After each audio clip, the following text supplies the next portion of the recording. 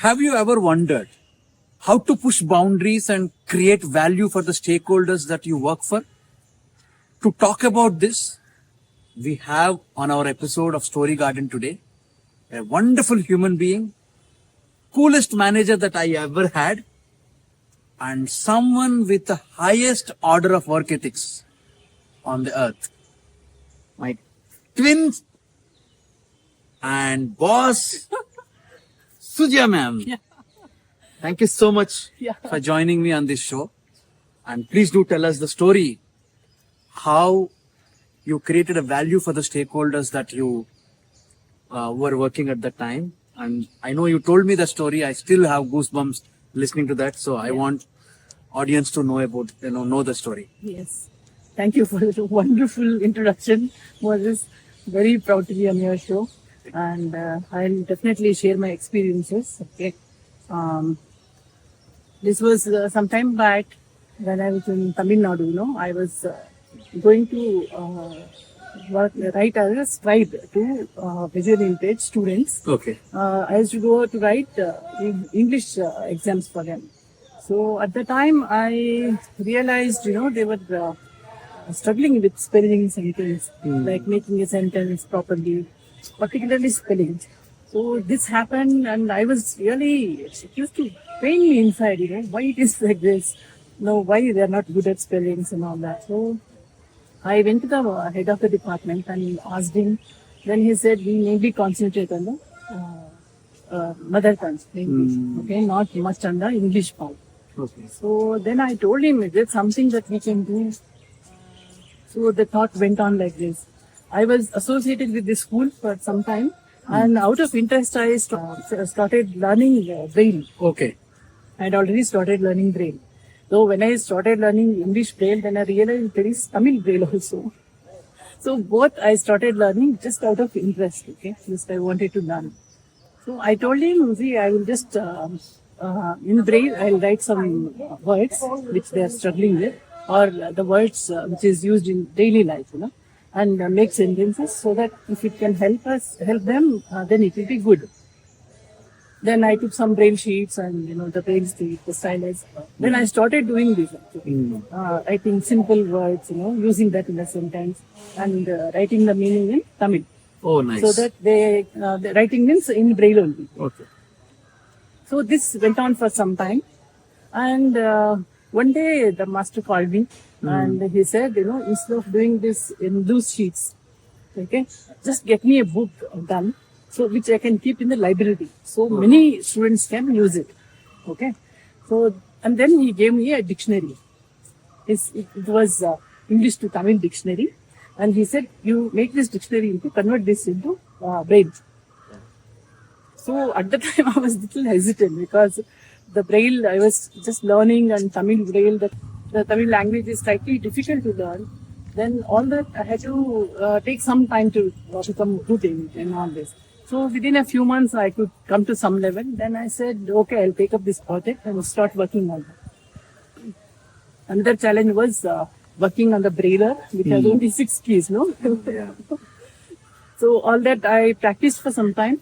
Then I brought about the sheets and all that. I started working on this project, okay, which was quite challenging for me. And then while I was working on this project, in the background, the team, they did some deep research and they discovered that, there is no such Braille dictionary existing in Tamil Nadu. Oh. Okay, so this was the first attempt made in this direction. When they told me this, I was really excited, okay? Like, what? How is this possible and all that? So, then they actually gave me a lot of support. I'm very thankful for the team actually, my friends, the whole team and all that. They were so supportive, the moral support they gave. Yeah. Then I went on working with this. And in the background, they identified some 100 schools in Tamil Nadu. Schools means schools for blind children. Okay. Okay.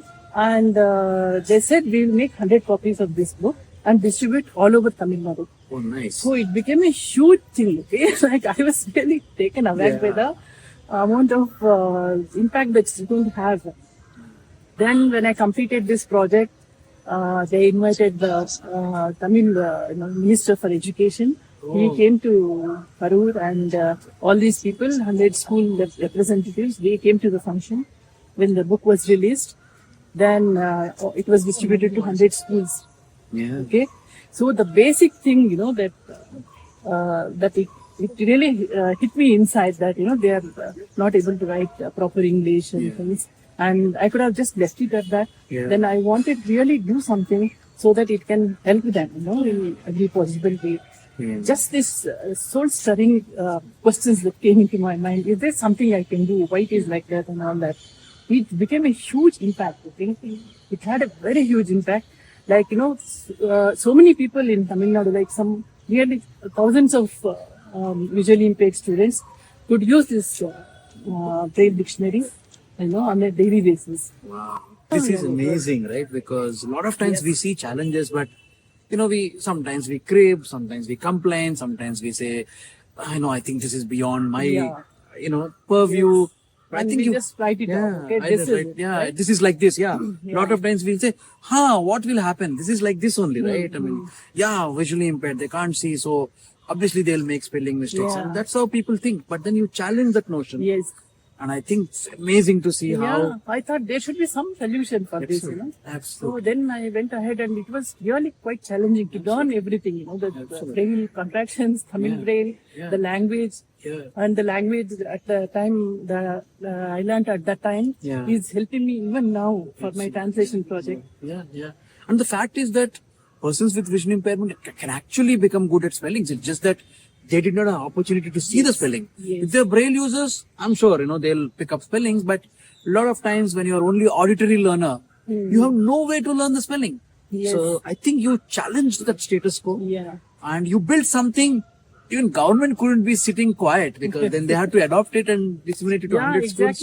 exactly. So- First we thought it was just one book that it will be in the library and in the school they will be referring to it and learning. But all over Tamil Nadu when people are using it, that's Absolutely. I think listening to you, I think I realized that how we can do our daily transactions, be mindful of what we are doing on day-to-day basis, and see if we can push our boundary a little bit more or challenge the status quo, see the challenge, go deeper, and create a solution. I think this world will be a better place. Yeah. Thank you for sharing that story. And I think I know when you are listening to this story from Suja ma'am, I'm sure you may be wondering how you pushed boundaries in the past, or how you created value for your stakeholders, or what have you learned from Suja ma'am's story. Please share that in the comment section, and please subscribe to the channel, like this video, share this video, because this need to be told and retold to many people, and many people should access this. Thank you so much.